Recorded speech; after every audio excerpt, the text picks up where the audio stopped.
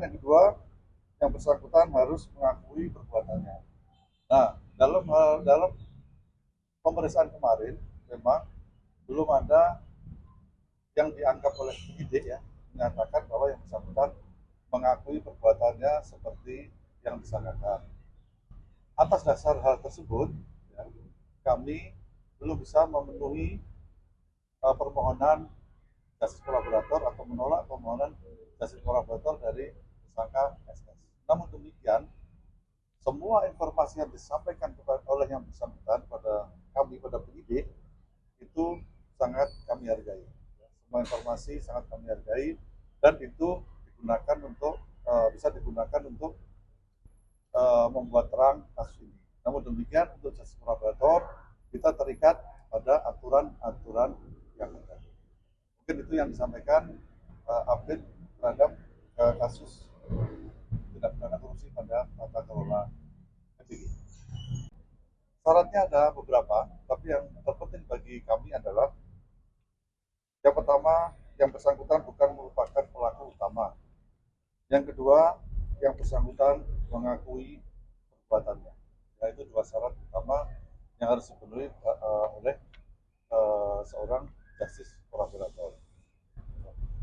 Nah, setelah pemeriksaan saudara SS pada beberapa hari yang lalu, kami melakukan penelitian terhadap beberapa keterangan dan alat-alat bukti yang didapat oleh kami. Di sini kami menyimpulkan bahwa yang pertama, saudara SS ini merupakan pihak yang paling bertanggung jawab dalam hal penentuan atau verifikasi titik-titik SPPG. Sehingga dengan demikian, yang bersangkutan ini merupakan pelaku utama, ya, atau pelaku utama, sehingga yang bersangkutan ini bukan merupakan pelaku yang second, ya, yang second liner yang kedua, yang akan membuka pelaku di atasnya. Karena yang kita sangkakan di sini adalah tindak pidana korupsi, salah satunya adalah jual beli titik dan kerugian keuangan negara dalam melakukan pengadaan barang dan jasa. Ya. Dalam hal ini, saudara SS itu melakukan atau meminta memohon JC terhadap sangkaan jual beli titik, sehingga yang bersangkutan merupakan pelaku utama. Yang kedua, yang bersangkutan harus mengakui perbuatannya. Nah, dalam pemeriksaan kemarin memang belum ada yang dianggap oleh penyidik ya menyatakan bahwa yang bersangkutan mengakui perbuatannya seperti yang disangkakan.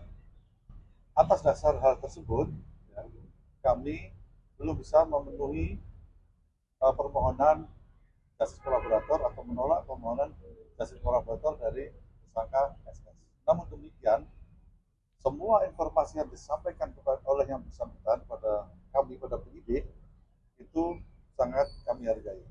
Semua informasi sangat kami hargai dan itu digunakan untuk bisa digunakan untuk membuat terang kasus ini.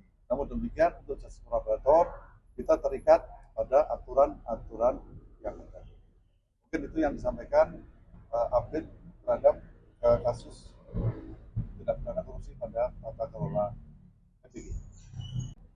Syaratnya ada beberapa, tapi yang terpenting bagi kami adalah yang pertama, yang bersangkutan bukan merupakan pelaku utama.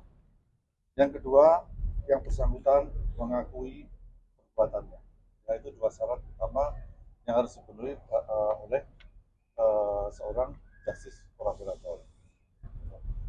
Nah, setelah pemeriksaan saudara SS pada beberapa hari yang lalu, kami melakukan penelitian terhadap beberapa keterangan dan alat-alat bukti yang didapat oleh kami. Di sini kami menyimpulkan bahwa yang pertama, saudara SS ini merupakan pihak yang paling bertanggung jawab dalam hal penentuan atau verifikasi titik-titik SPBG. Sehingga dengan demikian,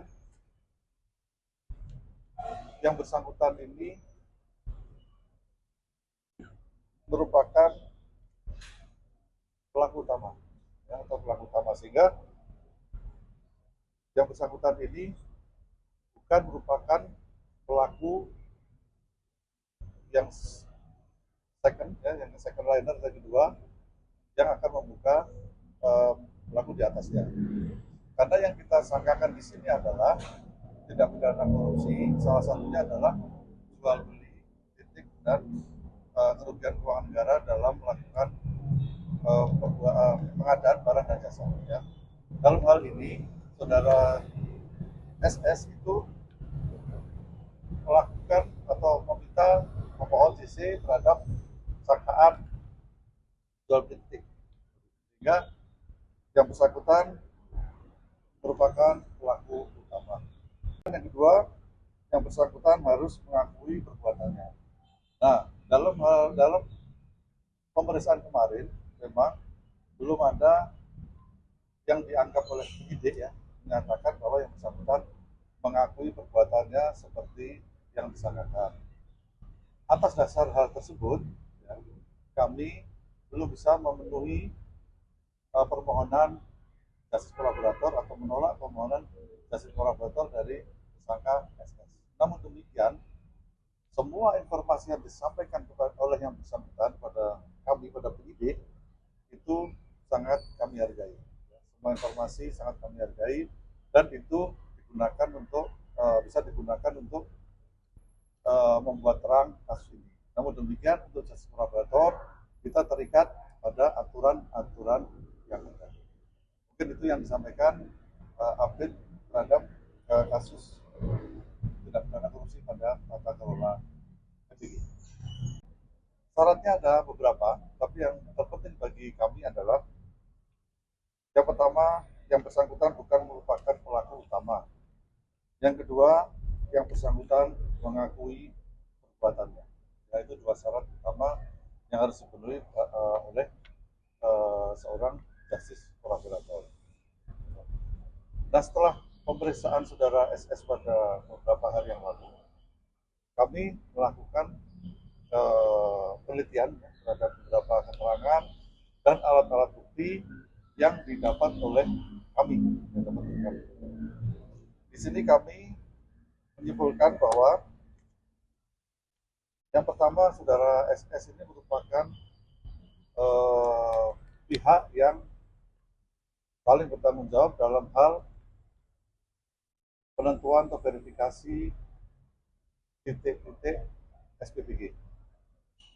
Sehingga dengan demikian, yang bersangkutan ini merupakan pelaku utama, ya, atau pelaku utama, sehingga yang bersangkutan ini bukan merupakan pelaku yang second, ya, yang second liner yang kedua, yang akan membuka pelaku di atasnya. Karena yang kita sangkakan di sini adalah tindak pidana korupsi, salah satunya adalah jual beli titik dan kerugian keuangan negara dalam melakukan pengadaan barang dan jasa. Ya. Dalam hal ini, saudara SS itu melakukan atau meminta memohon JC terhadap sangkaan jual beli titik, sehingga yang bersangkutan merupakan pelaku